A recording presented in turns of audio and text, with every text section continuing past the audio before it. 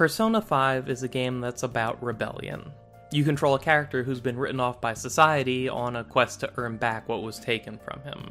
Persona has something called the Metaverse, this magical space where the contents of a person's heart will take physical shape and let you see exactly what someone has been burying deep inside themselves, unable or unwilling to express in the real world.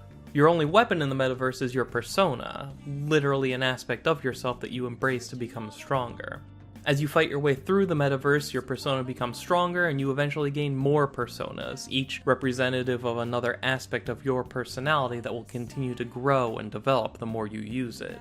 Outside of the Metaverse, your character slowly begins to gather a group of friends, all missing something about themselves, all on a journey to fill that gap in their heart.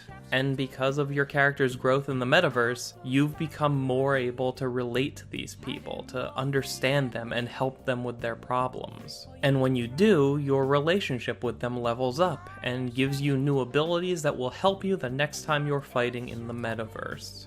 Persona's gameplay loop is based on the idea that you embrace something that's undeniably true about yourself and express it proudly, making you a stronger person who's able to empathize with and help other people who form bonds with you and thus become a source of even more personal strength.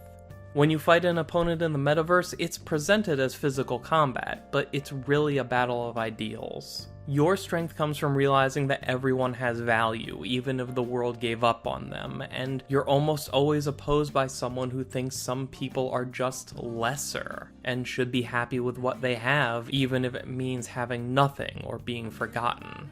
Persona 5 is literally 100 hours long, and you spend all of that time watching as your character and his friends each become stronger, more confident, better people because of what they've been able to find in each other and what that means for what they see in themselves. And as the player, it's hard not to start thinking about yourself in those same terms.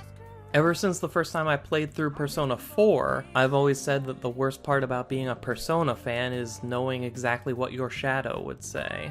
Your shadow is a mirror image of you that physically embodies whatever aspect of yourself you keep hidden. The fear, the regret, the anxiety, the piece of you that you wish could be buried and forgotten, but is always there in the back of your mind, making you doubt yourself, reminding you that you're always running away from something. And Persona 5 engages with this idea in a particularly strong way, to the point that when the characters enter Mementos, a magic place where everyone's shadows can come out, I couldn't help but think about the same words that I'd said to myself countless times over the course of about 11 years.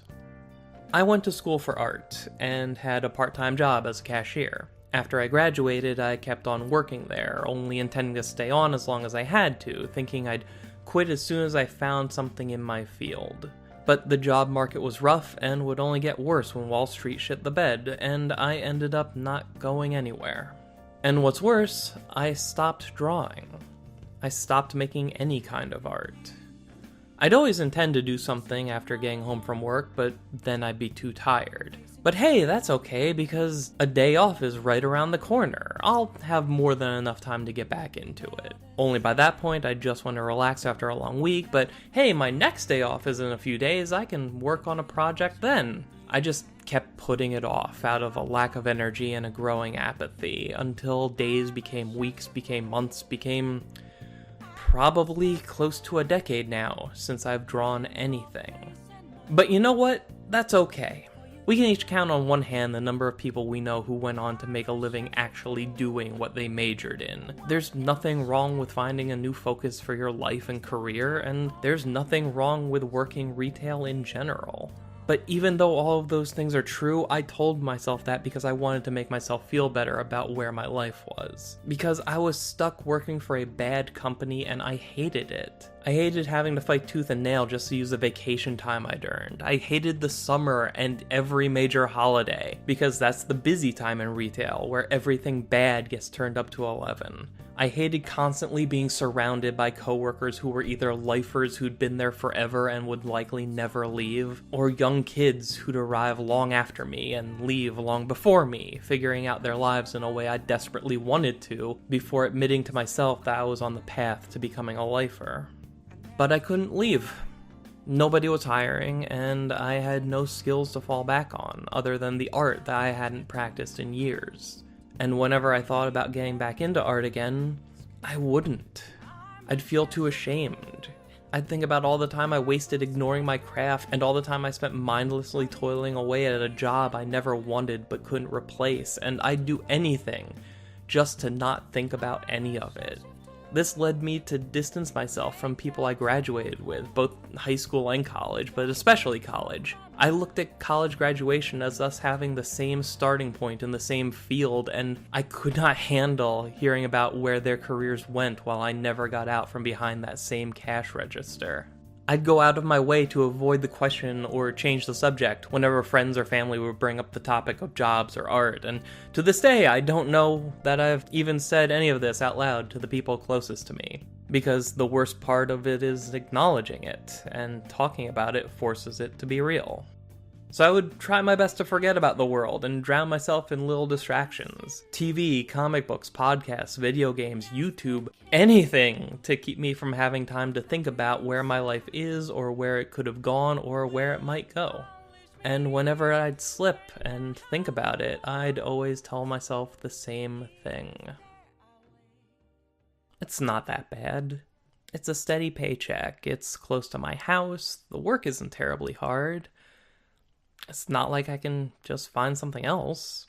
I don't know how to do anything else. But this is okay. This is okay.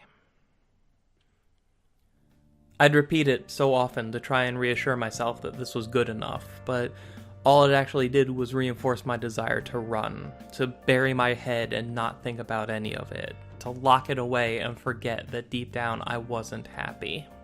Those are the words that echoed through my mind as my character explored the depths of Mementos, hearing similar excuses from NPCs locked in cages of their own making.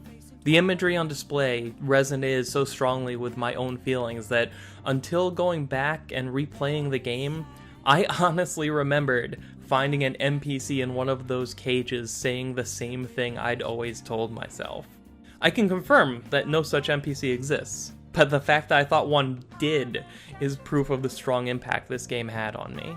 For 100 hours, Persona 5 had been reinforcing the idea that I have to better myself by acknowledging things deep within me, not letting them stay buried, bringing them to the surface so they can become a source of strength. It made me realize that even though I did eventually quit that job, on some level I'd still been doing what I always used to. I never really moved on. I never really dealt with those feelings. I just tried my best not to think about it. I never stopped running. And after 100 hours of engaging with the game's message, it made me realize that maybe I was ready to stop. This is the first thing I have drawn in so many, many years. It's worse than I used to be able to do, and it's nowhere near what I could have done if I'd been practicing all this time. But it's a start. I don't know what I'm going to do with my art. I don't know where my life might have been if I kept with it all these years. I don't know how I measure up against my old classmates. And now, right now, I don't care. I'm just going to draw, and that's enough.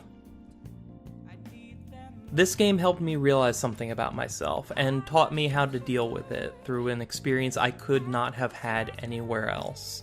Most forms of media are consumed passively. You're the audience, you watch the story play out in front of you, not thinking about the fact that the story is indifferent to your presence. Once you hit play, the most compelling TV show in the world and the best film ever made will still play straight through to the end, whether it's being watched by an enraptured audience or if the room is empty with no one paying it any attention. But a game requires you. It requires your participation. It requires you to take responsibility for the actions of the protagonist, to share in their victories and defeats. This isn't something just playing out in front of you while you watch. This is something you do.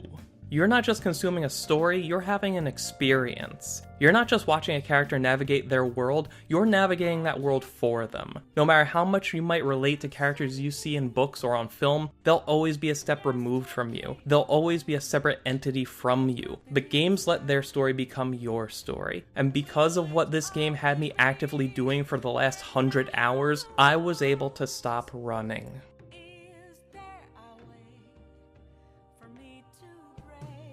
That's why I play.